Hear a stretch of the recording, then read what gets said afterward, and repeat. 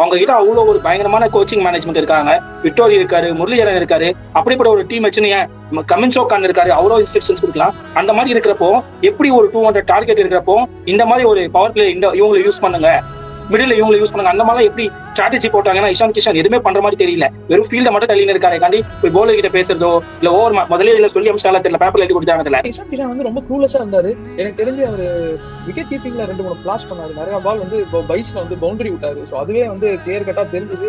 Captaincy ப்ரெஷர்னா என்ன, captaining and IPL side is not that easy அப்படிங்கிற மாதிரி தெரிஞ்சது. ஸோ அதுதான் வெரி வெல் சம்மரைஸ்டு. அழகா வந்து கிஷோர் சொல்லிட்டாரு. ஏதோ வந்து எழுதி கொடுத்து பண்ற மாதிரி தான், ஏதோ ஸ்கிரீன் பிளே கொடுத்து அவர் டைரக்ஷன் பண்ணி இவர் வந்து நடிக்கிற மாதிரி தான் இருந்துச்சு அப்படிங்கிற மாதிரி சொன்னாரு. But it's going to be really tough. இங்க இருந்து அவங்க வந்து திரும்ப எப்படி எடுத்து வர போறாங்க, மேனேஜ்மெண்ட் என்ன மாத்துவாங்க.